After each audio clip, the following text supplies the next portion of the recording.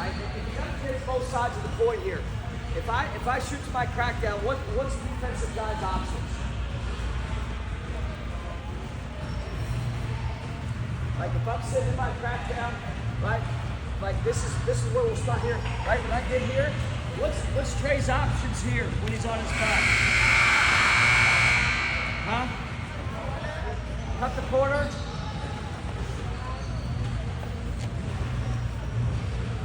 All right, so hey, the reason I'm asking is what we came up with 1 or 2 options that he has. Neither of them really score on me. All right, so now I'm at the advantage and I've limited his defense. Right, stand up.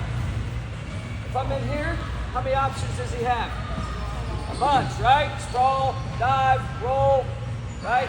Gut punch, there's a bunch of options. So for me, wrestling offensively, I'm gonna take a lot of those options away, right? And wrestle to my strengths, right? So I'm gonna limit his options, right? Just from going to crackdown, all right? And now I can wrestle, right? Any shot I take, whether it's a single leg, right? If I shoot my single here, right? I shoot a split hand single, backhand's high, ear to the hip, shoelaces, right? This limits a lot of his options for defense, right? What do you feel here defensively? You can get to your wizard.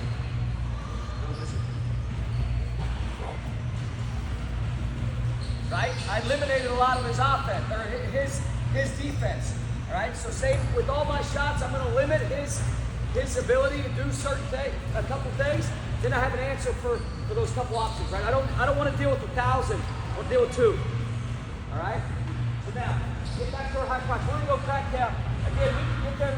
We can go in this direction here. Now I always, like I said, leg to knee to the outside of his foot.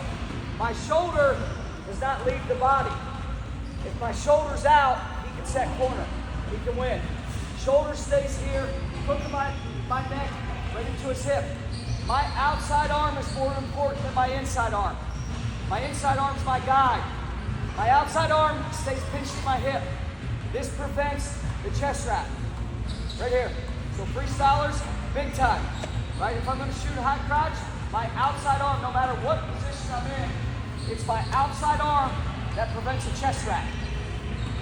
Right? As soon as I get long, yeah. So this outside arm doesn't have space. Now, I just corkscrew this guy with my knee to the outside. I corkscrew. I take my hands between my legs. My back foot's my rudder. My outside leg's my rudder. It's going backwards, backwards, backwards to my hip and my shoulder. I have a long arm here. I'm not hugging. I've got a long arm. My hip is outside of his foot. I don't wrestle from inside very often. And again, now I'm in his line. I'm in his power line. Right here. Now I'm out. Right? It takes some power away from him being to the outside. My outside arm stays on my hip. My hands don't even really need to be locked because I've got everything pinned with my head, my shoulder, my hip. Everything's pinned to the mat. Now, first option, always swim to the head. Right? Swim to the head because it ends the match. Open my hips up and I'm going to the head. Open my hips up here. Now I'm not rolling. I'm pressing, high leg over. Turn my hips. Head pops out, low leg cradle. Which I believe is probably the tightest cradle in the sense of, or I should say hardest to get out of, is a low leg cradle. Right? So again, I press, I roll, I step here, back foot slides up, I'm going outside. Right? I'm already going to this position, sinking low. Right here, arms long, I'm not hugging. I open my hips up, go to the head, go to the head, swim, high leg over, third hips down, knee out, and good position.